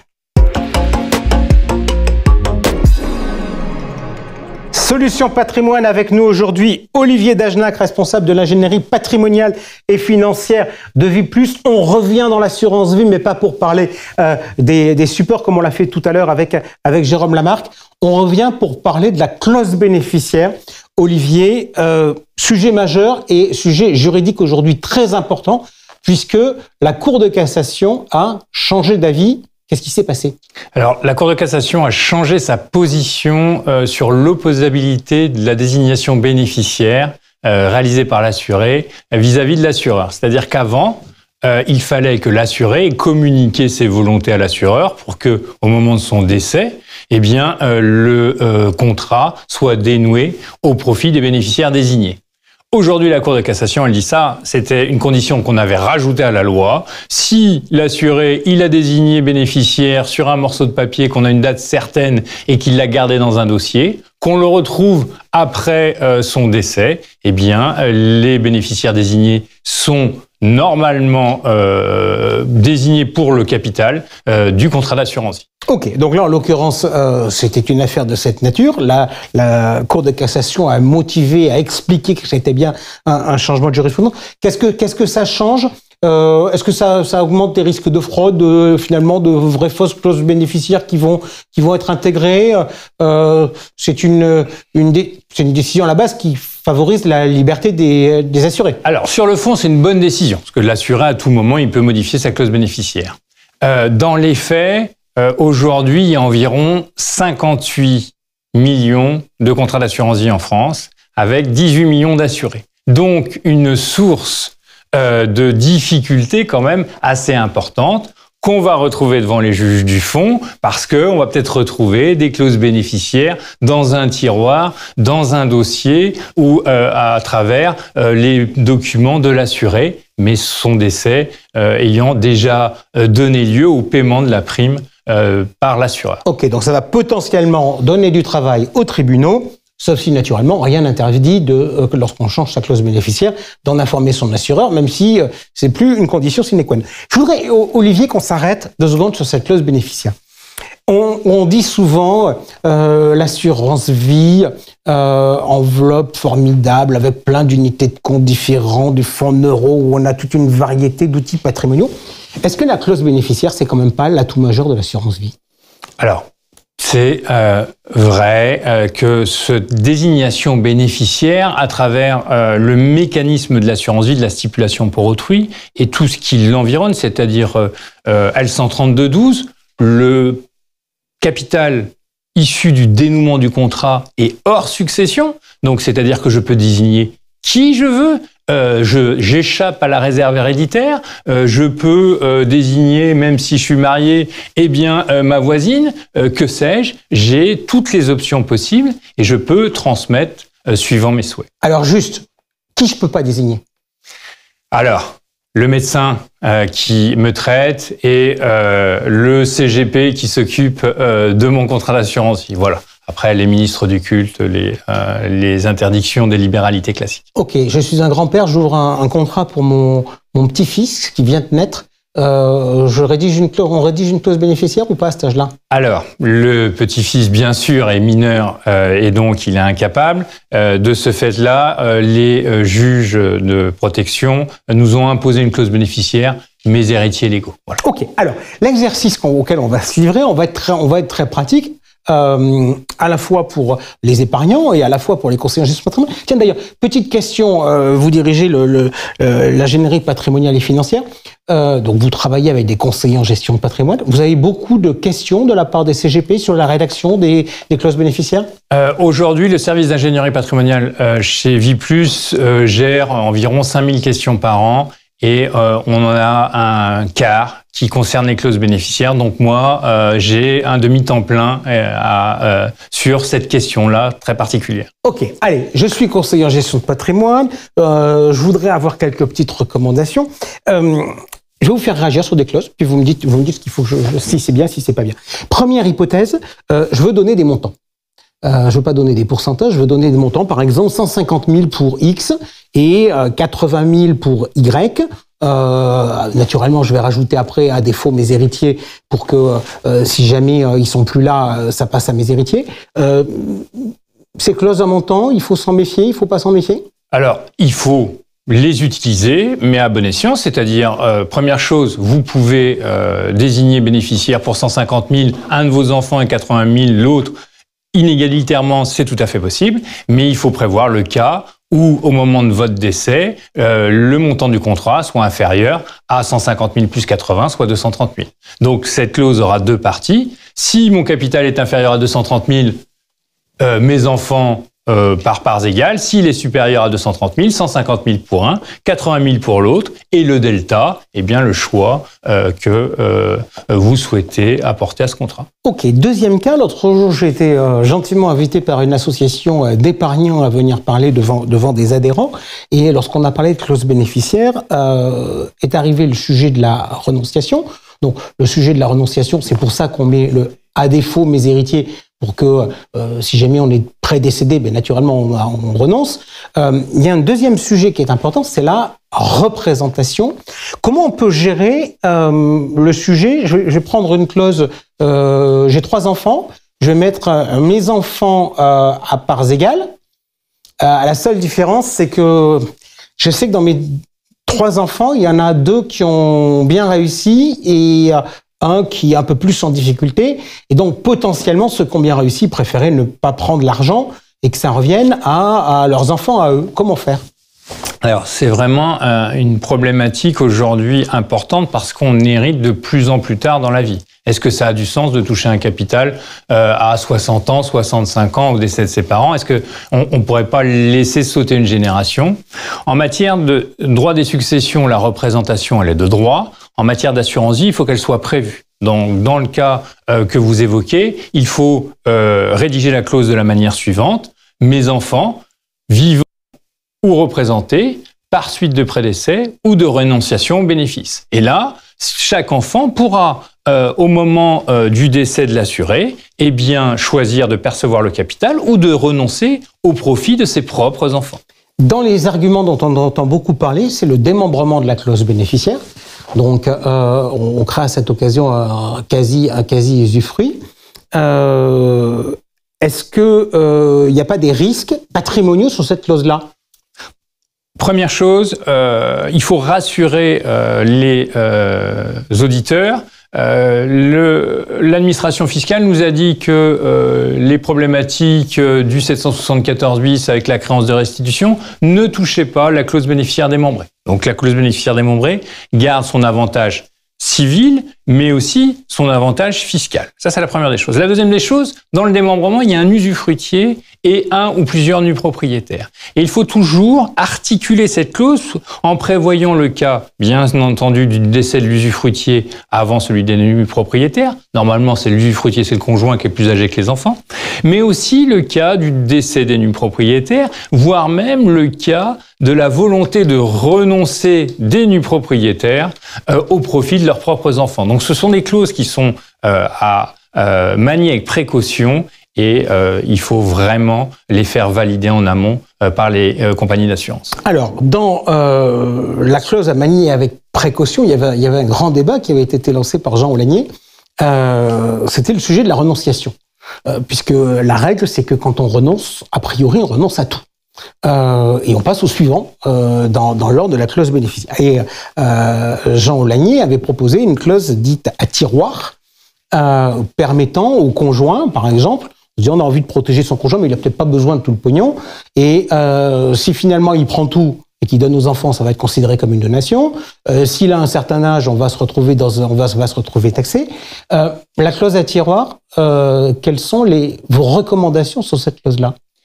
Encore une fois, on rentre dans des clauses très spécifiques, très complexes, et là, il faut d'une part se faire accompagner parce que envisager toutes les possibilités comme dans le démembrement, mais aussi là, il faut interroger la compagnie d'assurance, que chaque compagnie d'assurance a un peu sa doctrine sur la gestion des clauses à tiroir et faire valider en amont la possibilité de rédiger une telle clause. Est-ce que malgré tout, aujourd'hui, si on garde la clause standard, mon conjoint, à défaut de mes enfants, etc., est-ce que finalement, on rate pas quelque chose? Est-ce qu'aujourd'hui, on ne devrait pas avoir que des clauses personnalisées quand on est en gestion de patrimoine? Je pense que c'est tout à fait juste. Et d'ailleurs, la recommandation ACPR du mois de novembre 2024 oblige les conseillers à se pencher sur cette clause bénéficiaire qui est vraiment un des points majeurs du contrat d'assurance vie. Merci beaucoup Olivier Dagenac d'être venu nous parler donc de cette clause bénéficiaire. Je pense qu'après cet échange, vous allez encore devoir augmenter les effectifs pour les réponses aux questions, parce qu'effectivement, il y en a plein. On continue dans l'univers de la gestion de patrimoine. C'est à l'affiche avec le président de la CNCGP. Allez, dernière ligne droite à l'affiche avec nous, le président de la CNCGP, Julien Serracchi. Alors, Julien, on va parler de votre actualité, de l'actualité de la CNCGP. Je voudrais qu'on parle d'abord de l'actualité de la profession. Vous avez sorti il y a peu votre deuxième baromètre de la CNCGP. Quels sont les chiffres qui vous ont le plus marqué? Les chiffres qui marquent, c'est la croissance. C'est la croissance très forte de ce métier. En fait, je vais donner 2 chiffres parce qu'on en a des dizaines dans le baromètre et ça serait trop lourd de tous les détailler, mais il y a 2 chiffres qui marquent énormément. C'est déjà la collecte. Combien les cabinets de CGP qui sont à la Chambre collectent par an? Alors, assurance vie, compte titre, PEA et CPI. On était à 12 milliards l'année dernière, on est passé à 13 milliards et demi. Donc ça fait 11% de hausse. Et évidemment, ça, on le retrouve dans un autre chiffre, qui est l'encours total géré par ses adhérents de la Chambre. Et là, on est passé de 92 à 105 milliards. On a franchi pour la première fois le seuil des 100 milliards. Et ces chiffres-là, vous savez, ils sont déclarés en fait par les adhérents. C'est des chiffres absolument officiels parce que quand vous rejoignez la Chambre, vous êtes obligé d'adhérer à la RC de la Chambre. Et donc pour calculer votre prime de RC, vous devez faire une déclaration de chiffre d'affaires. On est les seuls à faire ça dans le métier. Et donc on est absolument sûr de ces chiffres à l'euro près. Et ça, c'est très important parce que ça donne une base pour montrer aux partenaires, pour montrer aux tutelles que ce métier est vraiment en pleine croissance. Un dernier chiffre, j'avais dit 2, mais allez, j'en mettrai 3. Chiffre d'affaires moyen, on est passé à 650 000 € par cabinet. Et là, pareil, 10 à 11% de croissance par rapport à l'année précédente. Alors, je voudrais qu'on dézoome. Donc, le baromètre, c'est la deuxième fois que vous le faites, donc c'est une approche annuelle. Vous faites ce métier depuis un certain temps. Comment vous trouvez qu'il a évolué au cours des dernières décennies? Déjà, je trouve que le premier point marquant, c'est de dire à quel point ce métier est devenu connu. Il y a 10 ans, quand j'allais dans un dîner en ville et que je disais que j'étais conseiller en gestion de patrimoine, on croyait que je travaillais au ministère de la Culture. Aujourd'hui, quand je dis je suis conseiller en gestion de patrimoine, on sait quel métier je fais. Donc déjà, c'est un métier qui est rentré dans le quotidien de beaucoup de Français. C'est plus d'1 million de familles qui sont conseillées par les CGP de la Chambre. Donc ça veut dire c'est 4-5 millions de Français. Est-ce que c'est un métier qui séduit les jeunes? Vous qui enseignez, est-ce que vous voyez, on va dire, il y a un peu un match, CGP, banque privée, ou est-ce que les jeunes aujourd'hui ont envie d'aller bosser quand ils font des études dans le secteur? Alors là, pareil, quand j'ai fait, moi, mon Master 2 de gestion de patrimoine, tout le monde allait travailler en banque privée. Quand aujourd'hui, je vais faire des interventions, les Master 2 de gestion de patrimoine, et que je demande qui travaille en banque privée, qui travaille chez des CGP, c'est du 50-50. Donc ça aussi, ça a fondamentalement changé. Et en fait, pourquoi le métier de CGP, il attire autant de jeunes? Parce qu'il répond à un désir de la jeunesse, de cette nouvelle génération, de travailler pour soi-même. On dit que les jeunes, ils veulent pas travailler. Moi, je suis absolument pas d'accord avec cette phrase. Les jeunes, ils veulent travailler, mais ils veulent travailler pour eux, et ils veulent que ça ait du sens. Et travailler pour soi-même, rien n'a plus de sens que ça. Est-ce que le métier s'est complexifié? Le métier s'est pas complexifié. Moi aussi, c'est une idée souvent reçue. C'est juste qu'on a beaucoup plus de choix de recommandations d'investissement aujourd'hui qu'il y a 20 ans. Il y a 20 ans, vous faisiez de l'assurance vie, et souvent c'était des monosupports et pas des multisupports, et vous faisiez des SCPI. Aujourd'hui, vous avez du private equity, des produits structurés, des multisupports, des contrats d'assurance vie au Luxembourg, et j'en passe. Donc évidemment, ça s'est complexifié dans l'approche, mais c'est parce qu'on a une approche beaucoup plus complète qu'avant. Alors oui, il y a plus de réglementation qu'avant, mais la réglementation, elle est aussi faite pour mettre de côté les brebis galeuses. Sur le rajeunissement de la population, vous le constatez sur l'âge des CGP dans votre baromètre? Oui, tout à fait. Par rapport à l'année dernière, par exemple, l'âge moyen des dirigeants, il est passé de 49 ans à 48 ans. Ceux qui nous rejoignent, en moyenne, ont 42 ans. Alors, ça peut paraître un âge élevé, mais il ne faut pas oublier que souvent, c'est une seconde carrière, notamment pour des banquiers privés qui veulent s'installer à leur compte. Mais on a aussi, comme je viens de le dire, des jeunes qui, après une école de commerce, une première expérience de 6 mois ou un an dans une entreprise, vont créer leur cabinet à 25 ans. Alors, deuxième baromètre de la CNCGP et troisième Midsommar. Qu'est-ce qui va se passer cette année? Ce sera le 12 juin. Exactement, ce sera le 12 juin. Alors ça sera d'abord à la Maison de la Chimie, on aura notre assemblée générale qui est très importante, puisque moi j'arrive à la fin de mes 2 mandats de président. À la Chambre, on ne peut pas faire plus de 2 mandats en tant que président, et donc il y aura une nouvelle équipe, un nouveau président qui sera élu, donc il faut absolument venir. Donc il y a un candidat bordelais, donc vive les couleurs vive les couleurs de Bordeaux. Je vais pouvoir dire jaune, mauve et rose. Et puis il y aura ensuite 2 heures d'échange avec les partenaires qui seront là, et puis il y aura Thierry Breton qui va venir à 18h. Alors pourquoi est-ce que on a invité Thierry Breton cette année? On avait invité Nicolas Sarkozy il y a 2 ans, Bruno Le Maire quand il était ministre des Finances l'année dernière, et là Thierry Breton, parce qu'on s'est dit, on voudrait passer du niveau national au niveau européen. Vu ce qui se passe dans le monde, vu les aspects géopolitiques, vu les droits de douane, vu Trump, on a besoin d'une vision européenne. Qu'est-ce qui va se passer pour l'Europe? On a Poutine à l'Est, on a Trump à l'Ouest, on est un peu devenu une sorte d'île en Europe. Comment l'Europe va s'en sortir? Quel est son projet? C'est pour ça qu'on a invité Thierry Breton, qui vient de terminer son mandat de commissaire européen.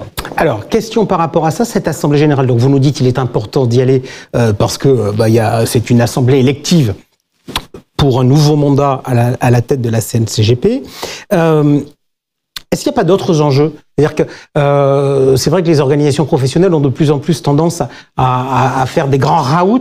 Est-ce qu'il n'y a pas un effet d'image pour dire on est là, on existe, et entre guillemets pour faire passer des messages aux politiques, aux régulateurs, aux superviseurs, etc. Vous savez, moi je sors de 6 ans de présidence, là j'arrive à la fin, et je me suis rendu compte, moi je suis un CGP, j'ai toujours mon cabinet, je vois toujours mes clients, et cette expérience m'a appris quelque chose, c'est que tout est politique.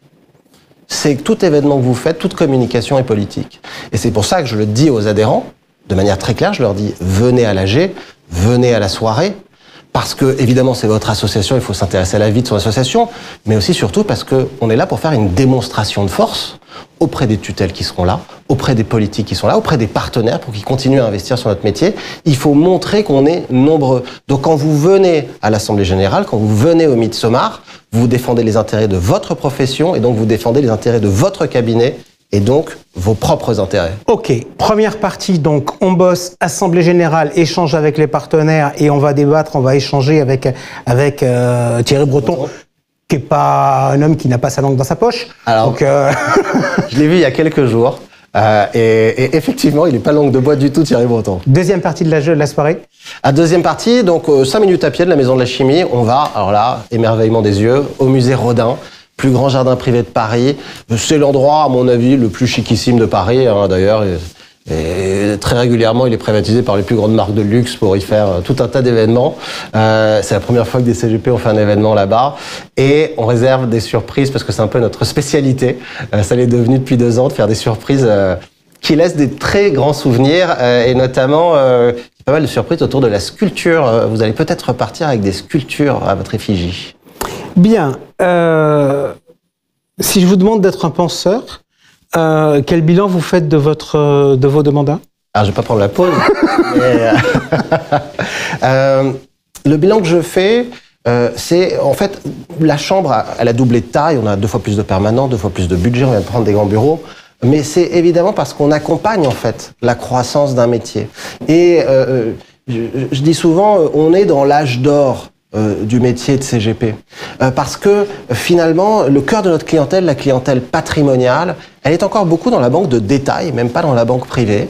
Et dans la banque de détail, plus personne ne connaît son banquier, plus personne n'a de service. Et donc, il est très facile d'acquérir de nouveaux clients. Donc, on est en fait au début de cet âge d'or.